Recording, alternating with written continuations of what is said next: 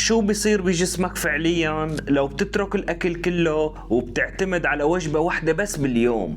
لو دخلت هلأ على الجيم وشفت بطل ناشف وتشريحه العضلي مبين مثل وضوح الشمس وسألته عن السر وقال لك انا باكل وجبة واحدة بس باليوم، شو اول شي رح يخطر ببالك؟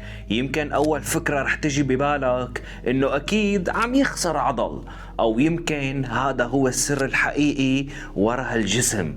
بس مين فيهم الصح؟ هل فعلا جسمك بعد ساعات طويلة بدون اكل بيدخل بحالة مجاعة وبيبلش يستهلك عضلاته، ولا بالعكس بتصير تغيرات هرمونية واستقلابية بتخليه يعتمد اكثر على الدهون كمصدر للطاقة؟ واذا كان هذا النظام فعلا بهالفعالية، ليش في ناس بتوصل علينا نتائج مبهرة بينما غيرها بتفشل من اول اسبوع؟ واليوم ما رح نعتمد على اراء او تجارب الناس، رح نمشي برحلة فيزيولوجية بجسمك ساعة بساعة من اخر لقمة بتاكلها، ونشوف شو بيصير داخل خلاياك وكيف بتتغير الهرمونات، وامتى جسمك ببلش يغير مصدر الطاقة، وليش الوجبة الوحيدة نفسها ممكن تكون سبب نجاح هذا النظام او سبب فشله بالكامل. بس دير بالك، إذا فهمت هذا النظام بطريقة غلط